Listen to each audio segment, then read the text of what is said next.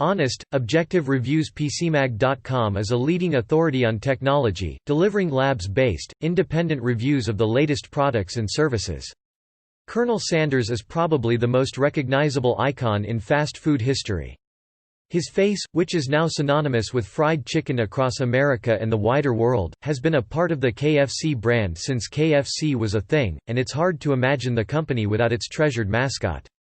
Although his face is practically everywhere, however, most people don't know too much about the man himself. Our expert industry analysis and practical solutions help you make better buying decisions and get more from technology. How we test editorial principles. Much of what you may have heard, that he attempted suicide after a series of business failures, that he once tried to kidnap his own daughter, that he eventually retired a billionaire, is little more than myth, perpetuated across the Internet for the purpose of inspiring LinkedIn entrepreneurs and bored baby boomers on Facebook. The genuine story, however, is infinitely more interesting, more satisfying and more utterly tragic. Forget the fiction, this is the real-life story of Colonel Harlan Sanders. Colonel Sanders didn't have a very good start. Colonel Sanders was born in 1890 on a little farm in Henryville, Indiana. His father, Wilbert Sanders, died only 5 years later, forcing his mother to take work at a local tomato canning factory and sewing for nearby families, often away for days at a time. In the meantime, Sanders, who was the oldest of 3 siblings, was forced to take care of the home and his family. This is when he started to develop his cooking skills. At the age of 10, he took his first job at a local farm. When Sanders was 12, his mother remarried and took her children to live with her new husband in the suburbs outside of Indianapolis. His relationship with his new stepfather was strained, to say the least, and the two fought often. Finally, at the age of 13, things came to a head at home and Sanders was sent back to Clark County, where the family had first lived. Colonel Sanders had a hard time holding down a job. Colonel Sanders soon scored a job working on a farm in Greenwood, Indiana, earning $10–15 a month, plus room and board, feeding animals and performing odd jobs. Around this time, Sanders, who'd been balancing his farm work with a full-time education, dropped out of school, only completing the 6th grade. He'd one day claim that algebra's what drove me off. Over the next 28 years, Sanders would take on an incredible number of different jobs across the American South. These included a brief stint in the U.S. Army during which he was sent to Cuba, as well as working as a streetcar conductor, a railroad fireman, an insurance salesman, a secretary, a tire salesman, a ferry operator, a lawyer, and even a brief stint as a midwife. Really. Some of his career highlights included getting into a fistfight with his own client during a court case and leaving the ferry business after the construction of a nearby bridge put him out of work. As he left his youth and entered middle age, it became increasingly likely that Sanders would never achieve the success which his hard work demanded. Colonel Sanders' family life was full of tragedy. Colonel Sanders' own family life was often tumultuous and occasionally fraught with tragedy. In 1908, he married Josephine King, a woman with whom he had 3 children, Margaret, Harlan Jr., and Mildred. His inability to hold down a job soon proved troublesome at home, however, and Josephine wound up leaving him for a short time, and taking the children with her, because of his career woes. They divorced in 1947. Disaster struck again when Harlan Jr. died at the age of 20 of complications from blood poisoning he contracted during a tonsillectomy, what was commonly regarded as a simple, routine procedure, even at the time. According to John Ed Pierce, one of the Colonel's biographers, Sanders was afflicted with depression for a period during his adult life. Frankly, it's not difficult to see why. Finally, in 1949, he married a woman named Claudia Lettington, who he would remain with until his death in 1980. Colonel Sanders finally had a taste of success eventually. Colonel Sanders ran a gas station in Corbin, Kentucky. To make ends meet, he began to cook and sell meals for weary travelers who stopped at the station. His food, which usually consisted of pan-fried chicken, ham, string beans, okra and hot biscuits, garnered him something of a reputation in the region for his skills as a chef. It wasn't glamorous work, but it landed Sanders the one thing he'd never found in his life, success. It was a modest yet satisfying life for the Colonel. A few years later, he took out the gas pumps and set up his first restaurant. By this time, Sanders had begun to perfect the recipe for chicken which is still closely guarded by KFC today. His winning streak grew even hotter in 1939, when he developed a method of cooking chicken via a pressure cooker which cut down on grease and preserved flavor, moisture, and texture without sacrificing cooking time. For over a decade, Sanders' restaurant prospered, but another bout of tragedy waited on the horizon. Colonel Sanders went back to square one in the 50s. Colonel Sanders was struck by two blows of bad luck in rapid succession, putting the success he had finally found at great risk. The first came when the highway junction situated in front of his restaurant was moved to another location, effectively putting an end to the busy traffic which regularly passed by, and provided him with customers. That alone would be enough to put a major dent in his business, but next came the announcement of a brand new interstate highway which was to be built on a location which bypassed the restaurant by 7 miles. It became clear that Sanders and his restaurant were about to be left in the dirt. Sensing the end was near, Sanders auctioned off the site of his restaurant in 1956, and he took a loss on the sale. With no income, he was forced to scrape by a living on his savings, the proceeds of the auction, and his Social Security check of $105 per month. After a brief and tantalizing flirtation with success, Colonel Sanders was back to square one.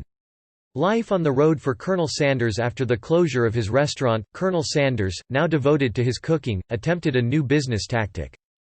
He traveled across the United States, visiting potential franchisee restaurants and offering them his chicken recipe in return for 4 cents on every chicken sold. He later raised it to a nickel. Sanders' first franchisee was Pete Harmon, a friend in Salt Lake City, who had seen a boom in sales since beginning to serve chicken made with Sanders' method and recipe. It would not have been an easy life. Sanders would wander across the country, always on the lookout for suitable restaurants. If he found one, he'd walk inside and try to convince the owner to let him cook some chicken for the restaurant's employees. If they approved, he'd suggest cooking for the restaurant's customers for a few days. The public would then, theoretically, so enjoy this new recipe that the restaurant would enter into negotiations to begin franchising for Sanders. It was a slow, expensive, and humiliating way to pursue business partners, and in the meantime Sanders and sometimes his wife lived out of his car and ate begged meals from friends whenever he could. But it worked. By 1964, he had franchised over 600 outlets and built a company worth millions of dollars. Although, at that time there weren't actually any Kentucky Fried Chicken locations, only restaurants that sold their chicken. Colonel Sanders sold out at the age of 74. Colonel Sanders owned a thriving company with 17 employees, an office, space and a not inconsiderable profit margin. Naturally, it attracted predators. John Y. Brown, Jr., was a 29-year-old lawyer from Kentucky who, with his millionaire patron Jack Massey, set out to convince Sanders to sell his company. The Colonel, at first, firmly declined their offer. Brown and Massey then spent weeks attempting to persuade Sanders into changing his mind. They told him he ought to retire and enjoy life, that if he died before selling his estate would be ravaged by taxes. They swore to never tamper with his recipe and insisted on the highest degree of quality control for the franchise. Sanders, who believed KFC to be his own child, remained hesitant. He, Brown and Massey toured the country, consulting family members and business associates. In 1964, he gave in to their offer of $2 million. Sanders would receive a down payment of $50,000 in the sale, the company's assets in Canada, and a lifetime salary of $40,000 per year. To get it all, though, he had sacrificed the most important thing in his life, and no indication exists that he was ever truly happy with the deal. Colonel Sanders fought with the company after the sale. Colonel Sanders' role in the ever-growing company wasn't over, though. Brown believed Sanders' face to be KFC's greatest asset and instigated a serious publicity campaign to up his nationwide presence.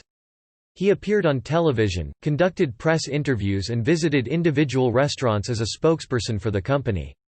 In 1971, Brown sold the company to Hoybline Inc., and Colonel Sanders became discontented with the direction KFC was taking. The company moved its headquarters to Tennessee, began charging a franchise fee for its outlets, and took a percentage of sales rather than Sanders' preferred rate of a nickel per chicken. Eventually, Sanders chose to open a new restaurant which he named Colonel Sanders' Dinner House. KFC posited that they owned the rights to his name and threatened legal action. He renamed his eatery to the Colonel's Ladies' Dinner House, but KFC insisted they owned the rights to the word Colonel. Sanders then decided to sue the company he began, for $122 million. KFC responded by suing him for trademark infringement. They settled in 1975 and the terms have not been disclosed. He got in trouble with the company again in 1978, when he gave a newspaper interview complaining the gravy now tasted like wallpaper paste and the new chicken recipe was horrible. The franchise where he gave the interview tried to sue him for libel, but since he was talking about the whole company and not just one location, the judge threw it out. The final years of Colonel Sanders. Despite his troubled relationship with KFC, Colonel Sanders continued to work for the company for the rest of his life. According to his grandson Trig Adams, to him, life was work. Sanders had never known a life before work, he'd been at the coalface, so to speak, for almost 80 years, and it was clear that he wouldn't accept a life after it, either. He continued to tour the country on KFC's behalf and, for the last 2 decades of his life, was never seen in public wearing anything but his iconic white suit. In his later years, he also found religion, occasionally appearing on evangelical Christian television shows, and donated much of his wealth to charities, such as the Salvation Army. On December 16, 1980, Sanders died of leukemia at the age of 90. His body was ordered to lay in state at the Kentucky State Capitol, before he was buried in Louisville, Kentucky. Colonel Sanders left a fractured legacy. In the wake of Colonel Sanders' death, KFC's fortunes exploded. It became one of the U.S.'s leading fast food brands, opened up thousands of restaurants across the world and, in the fourth quarter of 2017, enjoyed a net income of $436 million. That success, however, came at the cost of the destruction of the Colonel's image.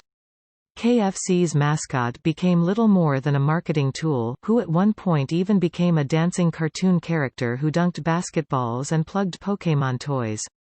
The company, once Kentucky Fried Chicken, now KFC, has even attempted to distance itself from its southern roots in recent decades. Sanders' family now has nothing to do with the company whatsoever.